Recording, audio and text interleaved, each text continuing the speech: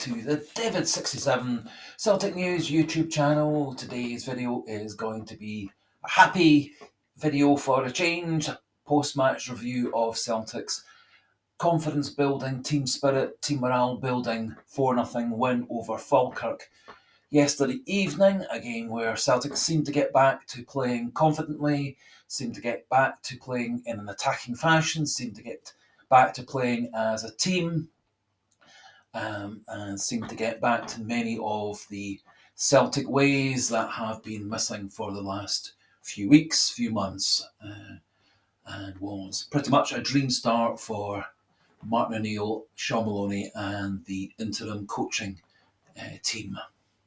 In today's video, we're going to have a wee look at the goals, the key incidents, player ratings for Martin O'Neill, some stats, and one or two wee reflections on Martin O'Neill's press conferences and interviews, etc. after the game. And a thoroughly enjoyable evening, and kind of like getting our Celtic, my Celtic back, and things starting to feel like how Celtic used to be and how Celtic should be in terms of a family, a team, a club, everybody working together and pushing and running and going in the same direction. So Martin O'Neill yesterday evening went back mostly to an experienced team. It would appear that Kieran Tierney was a little bit stiff and sore after the game against Hearts, and so was given the evening off. Martin O'Neill, started with a much more experienced side than the one that Rodgers had used against Hearts. In goals, Kasper Schmeichel at right back instead, Anthony Ralston, Austin Trusty and Liam Scales as the two centre-backs, Marcelo Sirachi at left back, midfield of McGregor and Engels, with Nygren also in midfield, but a much more free role, roaming all over the place, more as a second striker, attacking midfielder role. Out wide on the right, a rejuvenated James Forrest, out wide on the left, Sebastian Chuniecki, and through the middle, Johnny Kenny, who appeared to be confident, and it appeared he had a much better focus on exactly what his role was as a centre-forward in Celtic's team, which was to get into the box and put away chances and be the first one to any rebounds, deflections or goalie saves from the goalkeeper.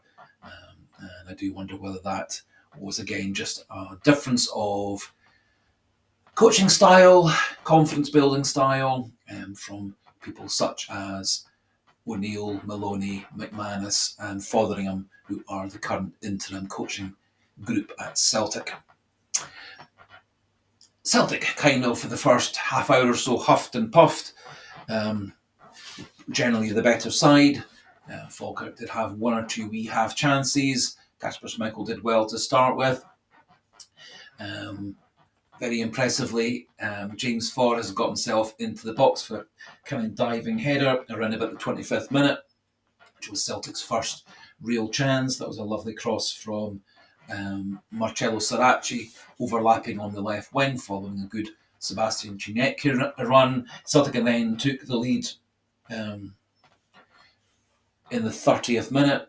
Benjamin Nygren receiving the ball from Callum McGregor after the ball had been won back in midfield. Nygren got the ball out wide to Sebastian Chuniecki, who gave him a 1-2 pass. Nygren then turned and shot. Ball hit off the post. Rebounding, and Johnny Kenny was first there, beating the defender to the rebound off the post, and scored his first goal for Celtic in this game. Then Falkirk actually had a pretty good chance, a wee bit of a minor error by Liam Scales not clearing the ball well out of defence, allowed Falkirk a shot on goal, but Kasper Schmeichel dived very well to his right to save that chance, keep the score at 1-0, and shortly after, James Forrest, another good run to the edge of the box, good powerful left-footed shot, was well saved by ex-goalkeeper Scott Bain. Celtic then doubled their lead in the 40th minute. Ball was worked out to Anthony Ralston on the right. He then delivered a brilliant cross to the back post. Benjamin Negrin nodded the ball back across the goal. Johnny Kenny then made a very good run across the 6-yard box, beating the covering Falkirk defender, and a very clever head flick knocked the ball into the left corner of the goal past, and Celtic 2-0 up at half time. Celtic then came out second half, kept up the pace, drove their Honda Civic at good high speeds, taking the corners well, avoiding all the obstacles, and winning the races all over the pitch. And Celtic's third goal came from a good powerful shot across the box by Marcello Saracchi. Scott Bain parried the ball out. However, Benjamin Negrin was first to the rebound and smashed the ball past Scott Bain to put Celtic 3-0 up around about the 58th minute. And Celtic completed their scoring with a fourth goal in the 73rd minute. Wonderful ball by Luke McCowan from deep in Celtic's half, showing lots of confidence, taking a wee bit of a risk with his pass, which was great to see. Sebastian Chinecki showed a lot of pace to get onto the pass, controlled it, knocked the ball over the sliding covering Falkirk defender, took the ball into the box and drew the goalkeeper and smashed the ball past the goalkeeper, putting Celtic 4-0 up, again completing the scoring for the evening. Celtic also were able to bring on a few of the backup players. Great to see Callum Osman coming on for his first full Celtic match. He played primarily coming off the left-hand side, showing a lot of pace, a lot of ability to cut into the box, and he also had a good shot that was well saved by Scott Bain. Nice to see Dyson Maida back in the team. Not certain whether that means he'll be starting on Sunday against Rangers or kept on the bench.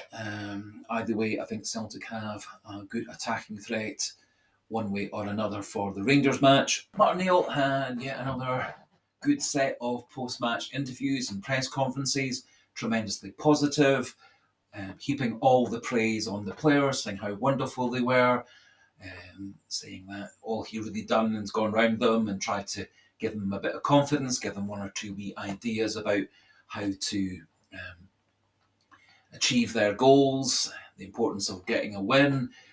Tons of praise for his coaching staff, Maloney, McManus, Fotheringham.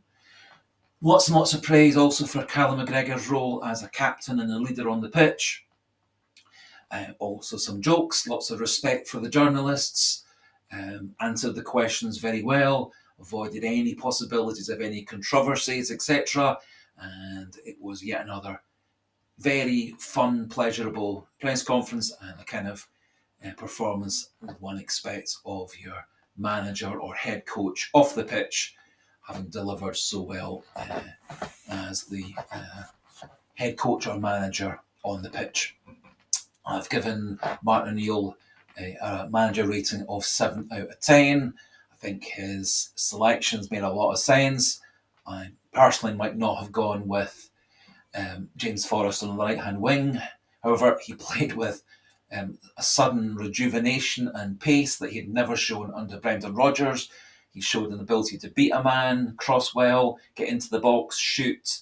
He had a good diving header, a good powerful left foot shot, and it was kind of like watching the old-fashioned James Forrest that seemed to have disappeared all this season, whether that's just simply Forrest now coming into some form, whether it was his confidence was rock bottom under Brendan Rodgers, but has been restored due to all the praise from Maloney and O'Neill following training sessions. I don't know. And starting Johnny Kenny, I might have gone with a more experienced striker such as Shin Yamada. However, Kenny, again, great performance, full of confidence, and scored 2 and could easily have scored a third or even a fourth. But 2 is a great start from young Johnny Kenny. So lots and lots of good points from Celtic's performance against Falkirk. It was kind of like watching the old-fashioned Celtic. Great fun, great enjoyment, and great pride in watching Celtic. And I was a very, very happy Celtic fan by the end of the evening.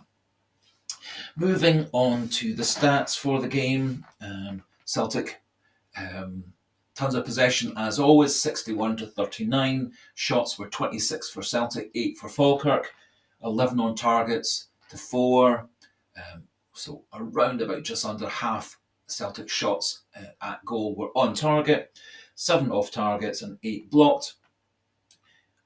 Touch in the box not quite as high as I was expecting, 36-13, although triple what Falkirk managed. Corners was 6-3, and Kasper Schmeichel made 4 saves, and the ex-Celtic goalkeeper Scott Bain 7 saves. Passing stats generally were better proportion of forward passes, less lateral passes, less backward passes. 119 successful passes in the final third, significantly better than against Hearts on Sunday, and more crosses into the box at 26, again an increase on the number of crosses we managed against Hearts, and we're kind of near the stats that we had in the game against Sturm Graz. But in general terms, all over the pitch, Celtic were faster, quicker, more committed, better creativity, better ideas, some risk taking, but generally a lot of pace in their play. Good tracking back from various different players to help out midfield and defence. Very solid play by Ralston, Sirachi, Trusty and Scales in the back four. Good performance by Kasper Schmeichel. All in all, a great team performance. Lots of good team unity. The players look much happier today than they have for the last couple of months.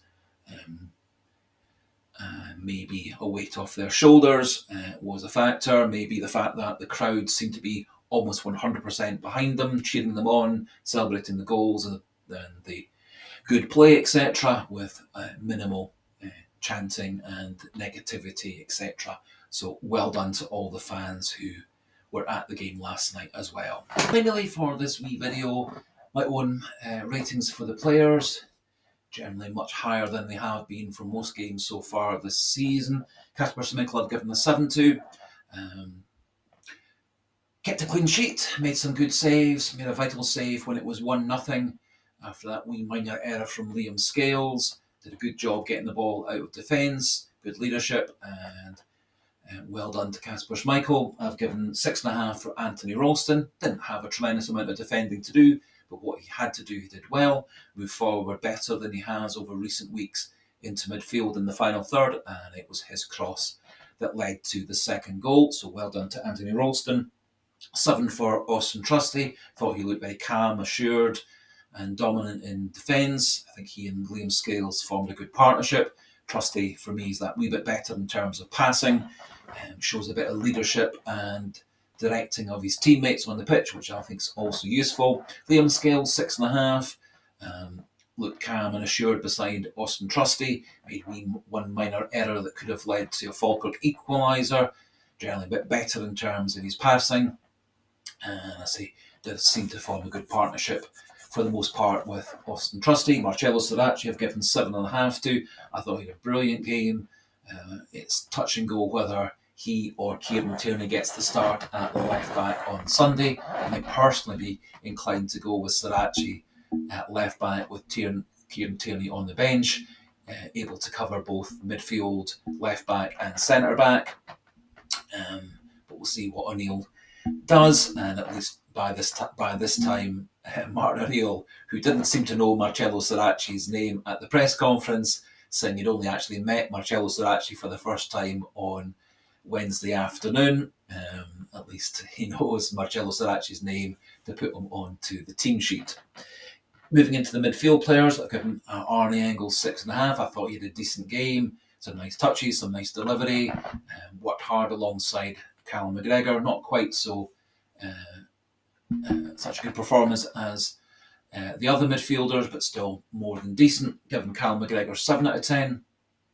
Some nice winning the ball back in midfield, some nice good distribution, better leadership, more vocal as well, and seemed to lead a refreshed, rejuvenated, happy Celtic bunch who seemed much more together on the pitch and when celebrating goals, etc. So well done to Callum McGregor.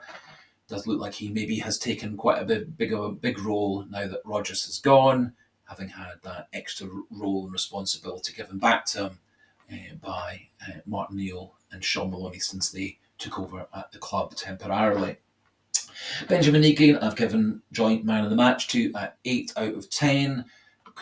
Part of goals 1 and 2, scored goal number 3, seemed to be all over the pitch.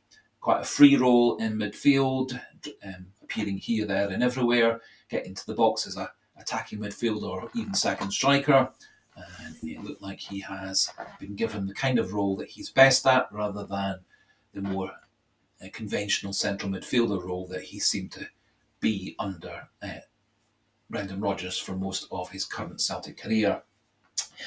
James Forrest given 6.5 to. He did seem to tire a wee bit towards the end of his time on the pitch, getting taken off around about the hour mark. However, did get himself into the box for a diving header early in the game, had a left-footed shot that nearly scored, some better ability to beat a defender on the inside and the outside, some nice passes and crosses. As I say, was like having the old James Forrest back in the team for one reason or another. Johnny Kenny, I've also given man of the match equal to at 8 out of 10. So showed some good striker instinct, scored 2 goals, could have scored a third or even a fourth. He seemed much more focused on getting himself into the box and being the first to any rebounds, passes, goalkeeper saves, etc. And seemed to be less focused on dropping in deep and being a link man, as Rodgers was so keen for his central striker to do. And it does look like Martin Neal, Sean Maloney, Mark Fotheringham, etc. have kind of given Johnny Kenny the role that suits his talents best, rather than fitting him as a square peg into a round hole or a round peg into a square hole, as had been the case under Rodgers. Giannecchi given 7.5 to. Lots and lots of energy, lots and lots of good runs, passes, crosses, scored the 4th goal, tons of pace, and another good performance by Sebastian Giannecchi. In terms of the subs, given Balikwisha, McCowan and Osmond all 6.5 out of 10. All the subs did a fine job, just felt they did a wee bit more. Osmond, good run off his left wing in towards the box, good powerful shot that was well saved by Scott Bain. Luke McCowan, brilliant long pass for Sebastian Giannecchi for goal number 4. Showed a bit more energy and vigour than he has over recent weeks. Balikwisha, I've also given 6.5 to. I think he's slowly getting used to the Celtic style of play. I think he's reconciled that at the moment he's likely to be one of the players coming off the bench for the last 15, 20, 30 minutes. Showed 1 or 2 nice wee runs and touches and passes and involvements, and I think slowly getting into the Celtic way of things. Nice to see Daizenmaida back in for the last half hour or so, played decently without really setting the heather on fire, but I think set him up for the game against Rangers on Sunday, either as a starter or coming off the bench. And Rio Tati came on for the last 15 minutes or so, did his work in midfield, and we'll see whether he's happy being the bench player for the next wee while. But I do think Rio Tati does have a good role to play at Celtic, with his experience, with his ability to go box to box, and so he also, I think, is a very useful player to be coming off the bench. Maybe to shore up the game, maybe to give a bit more creativity, depending on the needs of the game. That just about finishes things off for today's video. No particular other news at the moment regarding any Celtic ins or outs in terms of coaches and managers. 1 or 2 bits of speculation regarding the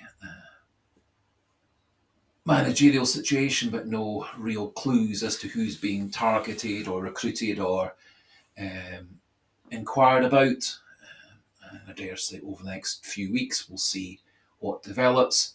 My personal feeling is that probably Celtic will take 2 or 3 weeks to put all the various different CVs together, do some background research and inquiries to see who wants to come, who doesn't want to come, etc. And then maybe make an appointment late November, early December. But I think certainly with the team of O'Neill, Maloney, McManus, Fotheringham, Strachan, Woods, etc., I think Celtic have a good caretaker staff to keep them going for the next few weeks or maybe month or 2. That finishes things off for today. As always, do feel free to pop your comments into the comment section. Please do keep things pleasant, polite, respectful, family-friendly language regarding the performances, the spirit at Celtic, who your man of the match, etc. was. And a wee reminder also, this evening at 9 o'clock on Thursday, there will be the weekly live stream. Good chance for everybody to have a nice, friendly, respectful chat. Regarding the Hearts game, the Celtic game against Falkirk, the game against Rangers at the weekend, and all the various different issues around the club regarding Rodgers and Dermot Desmond and the board and the executives, etc., and also the speculation regarding who our new manager could be, should be, or may be. So do pop into the live stream at 9 o'clock onwards this evening if you are free. We'll be doing another video or two between now and the Rangers match on Sunday. And so until then, next video, goodbye and hail, hail.